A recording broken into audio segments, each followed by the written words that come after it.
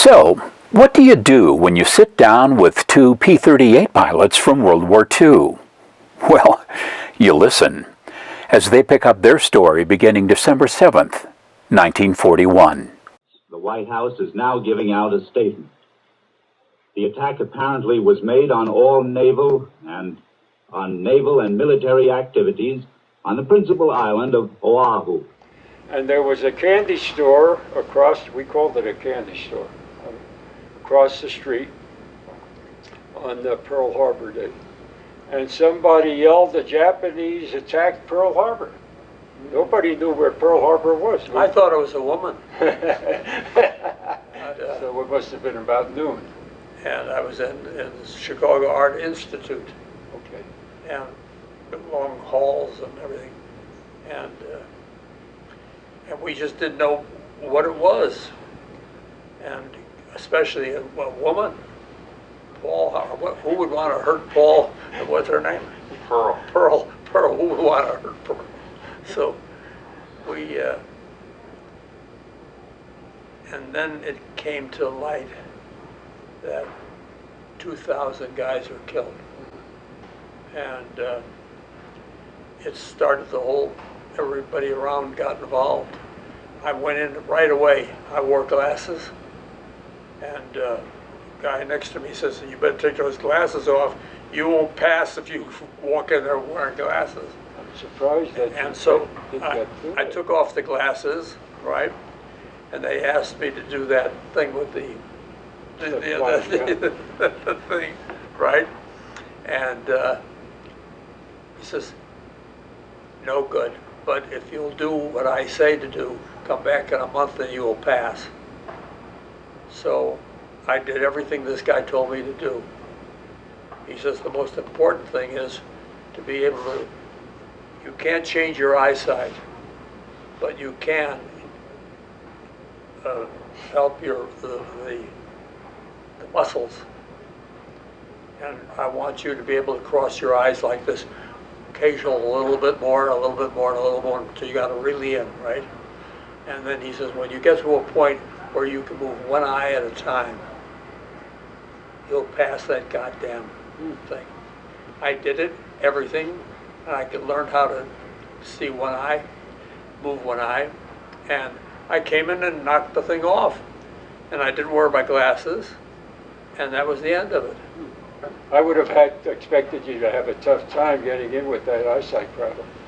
It wasn't that bad, you know what I mean? I wore glasses in school, but I wasn't 20/20. In other words, you only needed it to read. Yeah, So, okay. yeah, that's pretty much what it was. Yeah. But first they said, did you go to, you have to pass the college. I said, well, I'm only a graduate of high school. And they said, well, if you can pass the equivalent of a 2-year college education, you're in. And I did, and I passed. That's pretty much I had to take a physical exam, which obviously I passed. But the written exam, the reason I was able to pass the written exam is Stuyvesant High School is a special type of high school. It's it serves the entire New York metropolitan area. Yeah. And anybody that wants to go to Stuyvesant can apply to go, and you take a test, and then, I don't know, they select who they're going to select. Yeah. And one of the things I'm proud of, there were about 50 guys that used to hang around playing basketball on a weekend, between the ages of 17 and 19.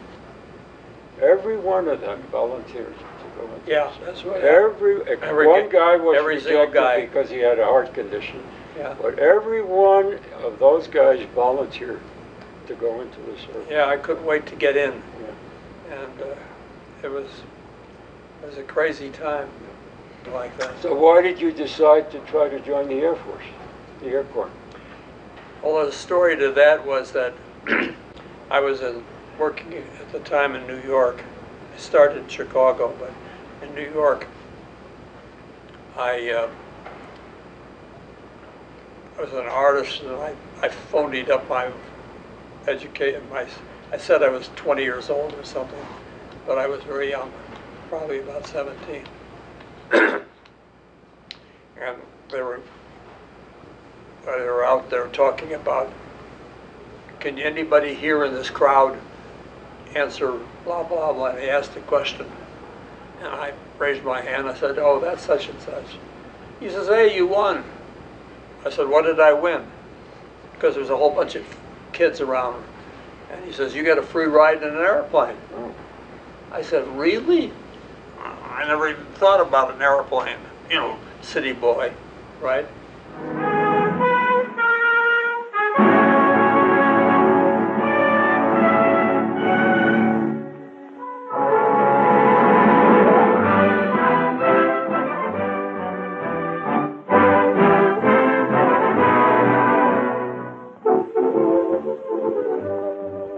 These are lethal weapons. Their one purpose, the sole reason for their existence, is to knock enemy planes out of the sky. They are P-38s, and they rank with the fastest and best fighters in the air today. Now, the fact that this is a two-engine airplane does not mean that it's a difficult airplane to fly. On the other hand, the two engines do give it a wide range of performance and extra margins of safety. So my thinking was, well, all I have to do is if somebody comes across the Atlantic or somebody, an enemy comes from the Japanese or something like whatever it might be, I would pursue them. I would kill the shit out of them, okay? And that's all I had to do. We're going to try to teach you how to fly. You've all had good training in other ships. We're simply going to show you how we handle a 38, hoping to increase your knowledge and skill, and in that way, add to the effectiveness of the ship and to your own safety. There are certain routine precautions which apply to every condition on every flight. So let's take a look at those right off the bat. So I remember that when we were shipped out from Los Angeles all the way to go across to New York or someplace, we got there and I said at the base, I said, where are the airplanes? And they said, there's no airplanes here. I said, well, where am I going? Why am I here? Oh, well, you're shipping out tomorrow. I said, shipping out where? Where am I shipping to? And they said, we don't know. Nobody talks about those things. And I ended up in North Africa. It took about 10 days to go across the Atlantic. So you were flying out of North Africa, and you were flying across the Mediterranean Every day. Towards Italy. Yeah. How many miles was it to cross the Mediterranean? It was, he's going to ask me, Approximately. 500 miles from North Africa to Italy. Okay. Yeah, it was 500 miles. Yeah. But we had the fuel and all of that. That was no problem. Did you ever carry auxiliary fuel tanks? A what? Auxiliary fuel tanks under the wings. Oh, of course. Yeah. Of course. And then, either that or we have a bomb in there or something. We'd always have. We you could did put carry. 300 You gallons. did carry a bomb. What was it? 500. 1,000-pound bombers. 1,000 pounds Thousand one pound. under each wing. Yeah. What did you do when you carried those bombs? What did you use them for? For dive bombing. Dive bombing. Oh yeah. Did you ever do any skip bombing? Oh yes. I Stuff. don't know if you guys know what skip bombing is. Skip bombing. If you skip the bomb off the water, like you do a rock across, if you skip it off the water. So one of my paintings was I showed where we skipped the water and we were told to destroy this ship at You were trying to hit a ship. Yeah. In the harbor.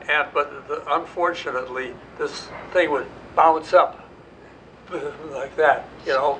And You mean it skipped over it just skipped over the ship. Not over. It went right through the upper stack thing. And so it blew up. I was over here and this guy is over here and he dropped his bomb. And I came in and when it blew up over the thing, he did about 3 or 4 somersaults. We thought he'd get killed for sure. But no, he straightened it out. And that's the story. So skip bombing we did. I was at the end of the war. You were in at the beginning, Yeah. and I was in at the end. And I was based on an island called Aishima, which is near Okinawa. Uh-huh.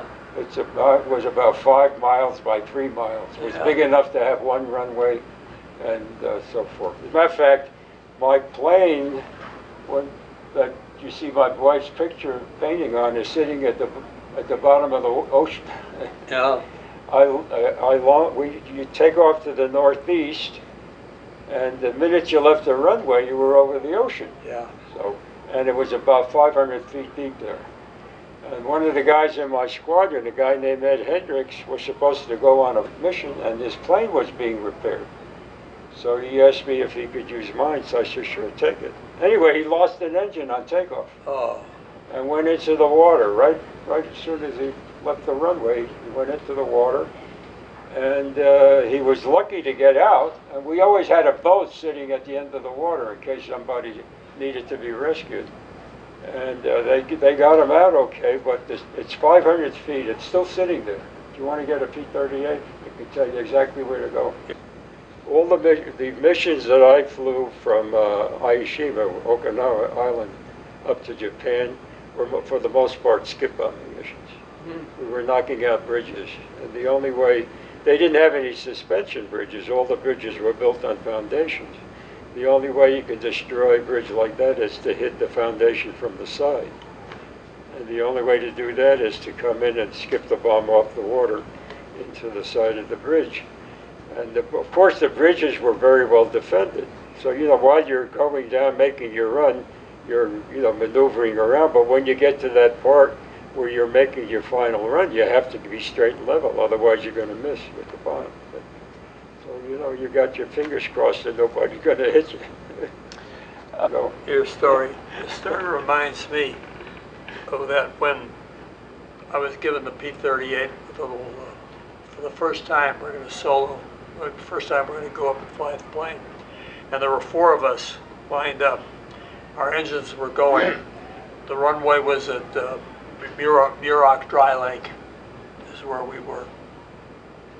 And so the guy ahead of me, he has an instructor sitting on the wing, hollering at him. I couldn't hear him because he was out there. But my instructor was on the wing, and all the other 2 other had instructors on it. They're all hollering at you over the sound. Don't forget, at 120, pull it off, because the airplane didn't have a tendency to just go by itself.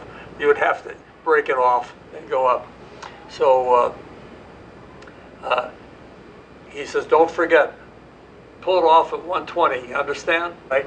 I'm getting ready because my guy is still screaming, don't forget, And he takes off and the wheels start to come up, and the right wing, the right engine quit. Okay? Right after And the airplane went right over like that, blew up. Okay? And I was like 20 years old, and I've never seen anything like that in my life. And he kept screaming at me, what the fuck are you waiting for? Go, go, go. Pull it off at 120. I couldn't believe that he wants me to take off. Where was the wreckage of the plane that exploded? Right at the end of the runway. At the end of the runway. Black smoke poured up. When I took off, it went right straight through that damn. I'm surprised he let you take off after that happened. There was a war going on. I know, but still. No, that doesn't count anymore. I learned that that's what it was. Yeah, they built up, when I joined the squadron, I didn't graduate from flight school until May of 1944. I took, it was in Texas. Yeah. And then, they asked you whether you want to be a bomber pilot or a fighter pilot, and natural, and all of that. So then from there, I went to California. I went to Chico, California. I know where that is. Yeah, we had a P-38 training program up in Chico. Yeah. That's where I met my wife, and that's where we got married. But and that lasted, it was about I was there about 6 months. Huh. And the training was incredible. And we used to practice aerobatics. We used to dogfighting all the time. As a matter of fact, I have to admit the closest that I ever came to getting killed was in one of those practice dogfights. It wasn't in combat. That guy was on my tail, and I was at about 2,500 feet elevation, and he was on my tail, so I did a split S. Oh. A split S, you guys know what a split Yeah, S is? like this, yeah. I did a split S, and I must have been 50 feet off the ground when I came out of the split S. It was that close. Yeah. As a matter of fact, our commanding officer called me in his office. He said, "What are you trying to do, kill yourself?" In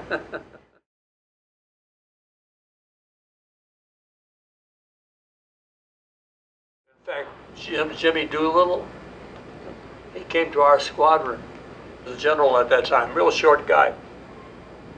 And he came to our base with Eddie Rickenbacker, who knew nothing about what we were doing. That was a different time for airplanes that he was. So, and he says, we heard about your losses. We know it's very great, but I have to tell you that that's what war is all about. You're going to have to get used to that. So he points out to all of us, he says, all you fighter pilots, all of you, remember this, you're all expendable. I couldn't believe that he would say such a thing, and as it turned out, it was the best advice we ever had. It saved lives to know that we were dead, because 1, 2, or 3 seconds made the difference against the enemy. And if you're worried about should I turn left, turn right, do this and so forth, you get killed. But here, do your job. You're dead anyway. So we picked up 3 seconds. Those 3 seconds was wonderful because we were faster than a Messerschmitt. We were much faster, better. Vertical climbs were outstanding. We did very well. That's all I want to say. I sketch all the time. I'm an artist, so I sketch quickly. Whenever I come back from a mission, I do it real fast. My crew chief would have my things that I work on fast. He'd open the cockpit, I would take it, and I'd make real fast things of what I wanted to do. Later I'll do the detail. Some hangar experts insist that it is impossible to bail out of the 38 because of the twin booms and rudders and because of the horizontal stabilizer span. The truth is that it is no easier or harder to bail out of the 38 than out of any single-seater fighter. Bailouts can be made either, 1, by turning the plane on its back and dropping out, or 2, by getting out the left window and sliding down the wing. Did you have special instructions as to what to do if you bailed out over water? Yeah, direction of the waves, etc. All picking your spot, all that, and that would have to come pretty much loss of engines and everything to be able to do that. That you had to do what you wrote down in your manual. You had to have had personal experience. You had to have done that thing, how to bail out. Well, on a P-38, in my time, I don't know if I was going to ask him that. That was another thing. Well, we were told to turn the plane upside down and drop out. But that would belong to Lockheed, said that. I had to find out so I could put it in there. What's the way to go? The problem was that was the first instruction that came from the company that built them. Lockheed, right. If you were in combat, turning it over and falling out, wasn't practical. No, I'm talking about if you were no longer in combat. You're going. See, we traveled over miles of ocean before we got to the target, so we were over water 90% of the time. When people were bailing out, and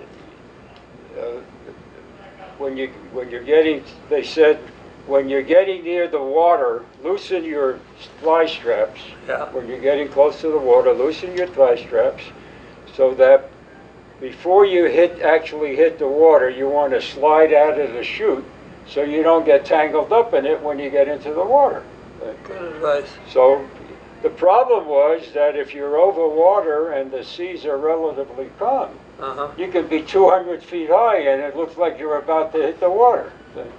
So you had guys sliding out their chutes that were too high. So then they changed it. Well, don't do that until your feet hit the water. When your feet hit the water, then you let go, and then you can get out of the chute and open up the rear seat where the raft was, you know, inflate the raft and so forth.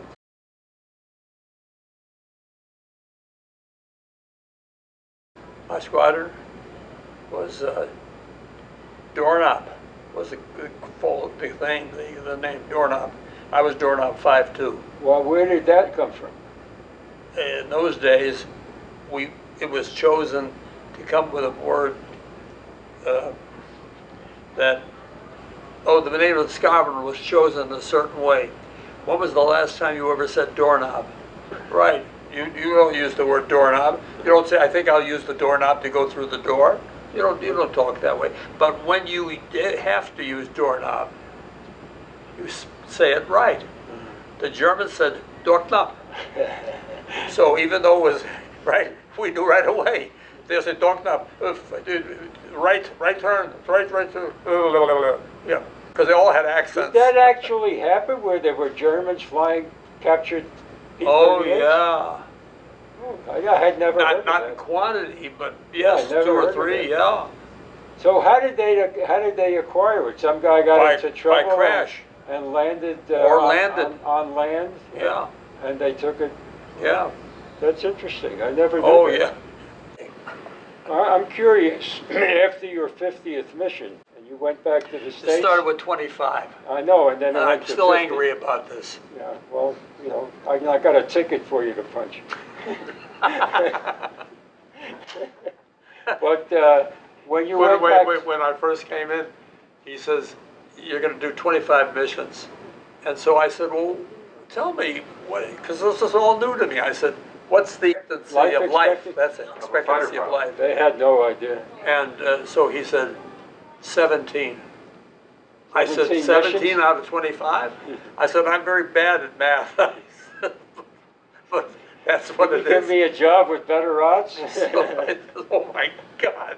So, as it turned out, it was a very good advice. Yeah. I mean, you got a bunch of guys that are very confident in themselves. These are, I hate to use the word special people, but they are special people. And they don't lack any confidence. And they're all very intelligent. So you're starting out with that's your class. You know? So you're starting out with guys that are going to handle everything that they come up with. What I was interested in is, what did you do when you got back to the States after your 50 missions?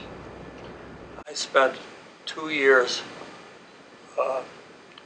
making the manuals, researching them. Where were you based?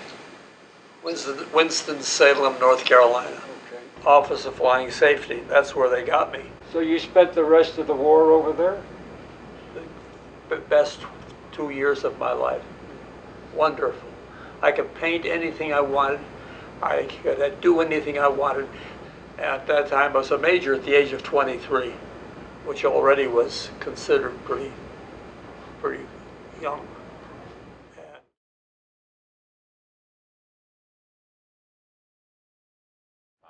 In December of 45, I've had a chance to fly over Nagasaki. Yeah. I was at 200 feet elevation, and it was an incredible experience. It was absolutely nothing. I know. And the interesting part was there was a chimney that was, I guess, about maybe 50 feet or 60 feet high, that was standing, but the building that it had been attached to was gone. Yeah. It was just the chimney. Everything is total devastation. Yeah, total. And here's this chimney, there's a squirrel, the strongest chimney ever built. And then we dropped the bomb on them. And, I don't want to get involved in that because I thought that was the worst thing our country ever did. Why do you think that? Saved a lot of lives. They expected 1 million casualties if we invaded Japan. Who said they were going to invade? They never were going to invade. Sure they were. That they were starving to death. What kind of nonsense was that? I don't want to get involved in that. No, let's not do that. Okay.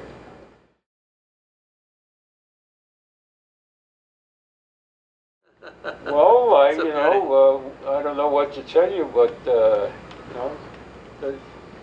back is the part that I like, and there's a picture of my wife was on the jacket. Her name was Pansy May, and that's what I named the plane, Pansy May.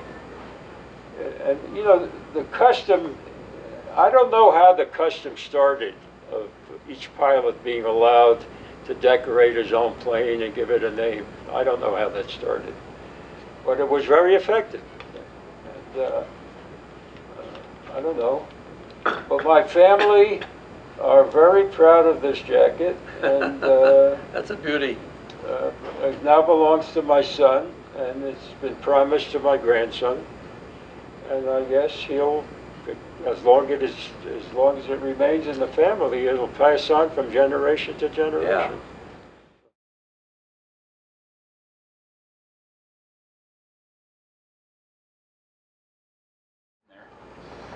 But you all look very handsome. Yeah, we were all very young. So you're all handsome. Can I place myself in their shoes? Is that your question? Yeah. I haven't thought of it that way. I've just admired the work that he's done. It's fabulous. It's fabulous. Thank you. Okay. My friend, nice to what a pleasure. What a real pleasure. Getting to know you. Yeah. Really. And I know what you went through. I'm an admirer of your work. Well, I'm very happy about that. It's very important to me. Well, I work here on Mondays and Saturdays in the visitor center. I help people go through the museum and stuff. I've been doing it for about 10 years now. Oh, that's wonderful. But since we put your group of pilots up there, we're getting tremendous comments. Is that right? Oh, yeah. People think it's great. You're going to get me emotional. Well, I know you're giving a lot of people a lot of pleasure with that. It's so important to me.